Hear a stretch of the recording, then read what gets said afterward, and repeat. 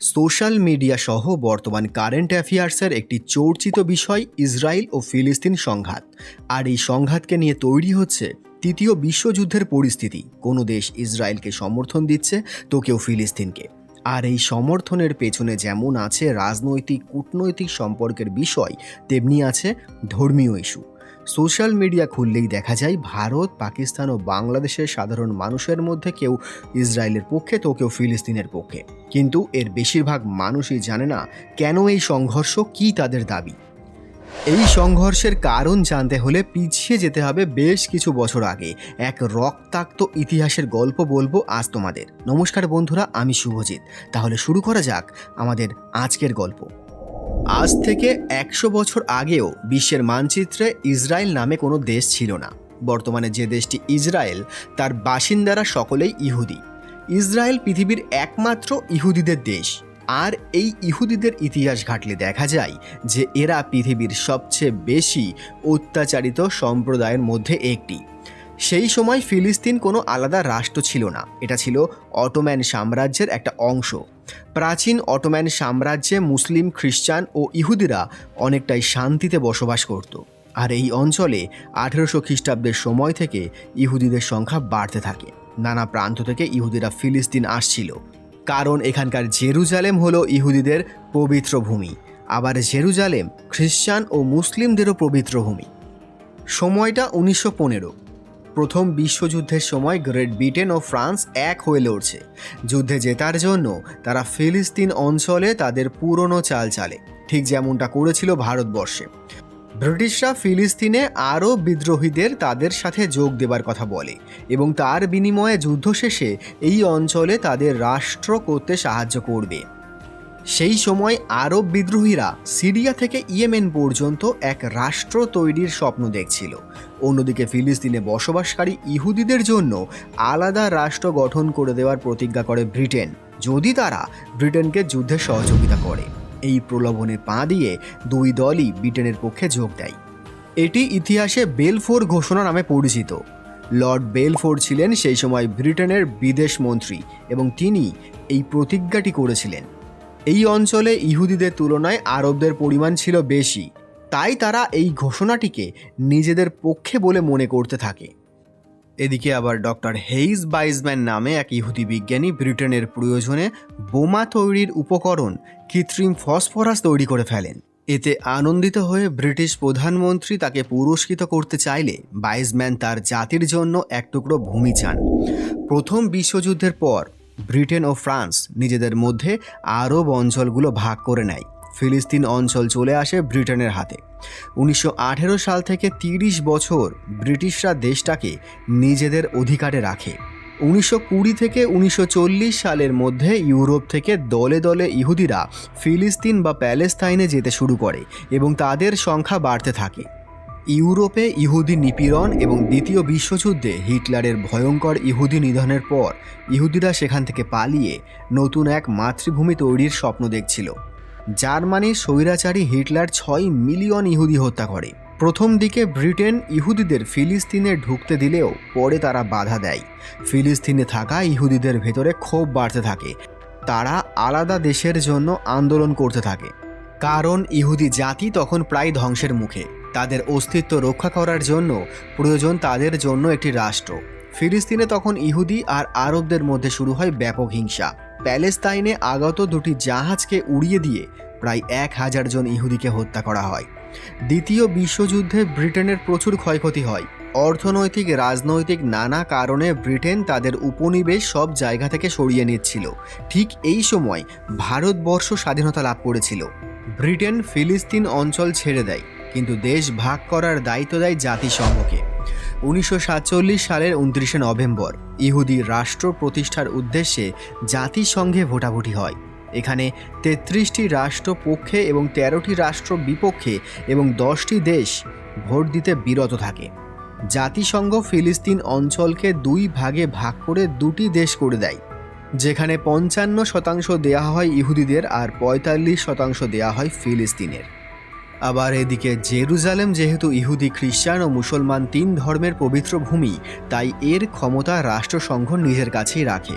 ইহুদিরা এই দেশভাগ মেনে নেয়, কিন্তু আরবরা প্রত্যাখ্যান করে। এই সময় ইহুদি ও প্যালেস্তিনীয়দের মধ্যে সংঘর্ষ আরও বেড়ে যায়। খুন, সন্ত্রাস, নারী নির্যাতনের সংখ্যা বাড়তে থাকে। আরবরা তাদের জায়গা ছেড়ে পালাতে বাধ্য হয়। ঠিক ভারতবর্ষ ছেড়ে যাওয়ার সময় ব্রিটিশরা ভারতবর্ষ ভাগ করে যেমন পাকিস্তান ও বাংলাদেশ সৃষ্টির মাধ্যমে এক অশান্তির পরিবেশ সৃষ্টি করেছিল, ঠিক তেমনটাই করল প্যালেস্তাইনে। 1948 সালের 12ই মে রাত 12:01 ইসরায়েল রাষ্ট্র ঘোষণা করে ইহুদিরা। 10 মিনিটের মধ্যে যুক্তরাষ্ট্র দেশটিকে অনুমোদন দিল, তারপর সোভিয়েত ইউনিয়ন ও ব্রিটেন। মাত্র একদিন বয়সী রাষ্ট্র ইসরায়েলের বিরুদ্ধে যুদ্ধ শুরু করে মিশর, জর্ডন, সিরিয়া, ইরাক। তাদের সাথে পরে যোগ দেয় সৌদি আরব, সুদান, মরক্কো, ইয়েমেন। ইসরায়েলবাসীরা জানতো তাদের দেয়ালে পিঠ ঠেকে গেছে। প্রাণপণে যুদ্ধ না করলে দুনিয়া থেকে ইহুদিরা মুছে যাবে, তাই তারা তাদের সর্বশক্তি দিয়ে লড়াই শুরু করে। সবেমাত্র জন্ম নেওয়া একটি দেশ একই সঙ্গে 8টি দেশের বিরুদ্ধে লড়েও যুদ্ধে জয়ী হয়ে যায়। ফিলিস্তিন বলে যে দেশটা হওয়ার কথা ছিল, সেটা ছিল দুটো অংশ নিয়ে, একটা গাজা স্ট্রিপ, অন্যটা পশ্চিম তীর। যুদ্ধের পর দেখা যায় ইসরায়েল ফিলিস্তিনের বেশিরভাগ অংশ দখল করে নিয়েছে, আবার পশ্চিম তীর দখল করে নিয়েছে জর্ডন, এবং মিশর দখল করেছে গাজা। নিজেদের মাটি মিশর ও জর্ডনের কাছে হারিয়ে প্রায় 7 লাখ ফিলিস্তিনি সেবার বিভিন্ন আরব দেশের শরণার্থী হয়েছিল। 1967 সালে ইসরায়েল ও আশেপাশের আরব দেশগুলোর মধ্যে যুদ্ধ বাধে।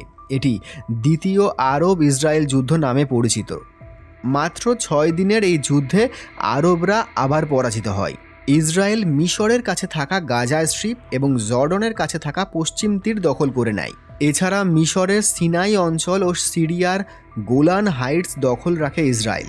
ফিলিস্তিনের অবস্থা ছিল খুব খারাপ। তাদের ভূমি একবার এর হাতে তো একবার ওর হাতে। এর থেকে জন্ম নেয় PLO বা ফিলিস্তিন লিবারেশন অর্গানাইজেশন।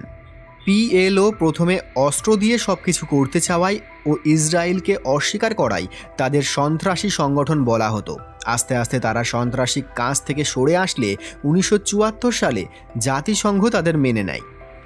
1978 সালে মিশর ও ইসরায়েলের মধ্যে একটি সফল শান্তি বৈঠক হয়। এর ফলে মিশর প্রথম আরবীয় দেশ যারা ইসরায়েলকে রাষ্ট্রের মর্যাদা দেয়, এবং ইসরায়েলও 10 বছর ধরে তাদের দখলে রাখা মিশরের সিনাই অঞ্চল তাদের ফিরিয়ে দেয়। এই শান্তি বৈঠকের জন্য ইসরায়েলের প্রধানমন্ত্রী মেনাশেম বেসিন এবং মিশরের রাষ্ট্রপতি আনোয়ার সাদাতকে নোবেল শান্তি পুরস্কার প্রদান করা হয়। কিন্তু 1981 সালে ইসরায়েলের সাথে শান্তি চুক্তি ও ইসরায়েলকে মেনে নেওয়ার জন্য কিছু উগ্রবাদী সদস্য আনোয়ার সাদাতকে হত্যা করে। 1992 সালে ইসরায়েলের প্রধানমন্ত্রী হন ইৎসাক রাবিন, যে কিনা সরাসরি PLOকে স্বীকার করে নেয়। নিজের বক্তব্যে তিনি বলেন, PLO কোনো সন্ত্রাসী সংগঠন নয়, তারা শুধু নিজেদের দেশ চায়। এবং PLO এর প্রধান ইয়াসিন আরফাতের মধ্যে শান্তি বৈঠক হয়। সেই বৈঠকের পর থেকে ফিলিস্তিন নিজেদের আলাদা দেশ তৈরির দ্বার প্রান্তে চলে আসে। জাতিসংঘের প্রস্তাব অনুযায়ী গাজা স্ট্রিপ ও পশ্চিম তীর ফিলিস্তিনের হলেও তখন এসে দেখা যায় যুদ্ধের দামামায় ফিলিস্তিনিরা খুব ছোট ছোট হয়ে এক এক জায়গায় বসবাস করছে এবং অনেক বেশি ইসরায়েলি বসতি স্থাপন করে ফেলেছে সেখানে। 1994 সালে ফিলিস্তিনে প্রথম ফিলিস্তিনি সরকার গঠিত হয়, যার নাম দেওয়া হয় প্যালেস্তিনিয়ান ন্যাশনাল অথরিটি। এই শান্তি আলোচনার কারণে ইসরায়েলের প্রধানমন্ত্রী ও PLOর প্রধান ইয়াসিন আরফাতকে নোবেল শান্তি পুরস্কারে ভূষিত করা হয়। এদিকে 1987 সালে কিছু কট্টরপন্থী ফিলিস্তিনি নেতা PLOকে প্রয়োজনের তুলনায় বেশি সেকুলার বা ধর্মনিরপেক্ষ আখ্যা দিয়ে নিজেদের আলাদা এক দল তৈরি করে, যার নাম দেওয়া হয় হামাস। হামাসের আদর্শ সেই সময় প্রথম দিককার PLOর মতনই।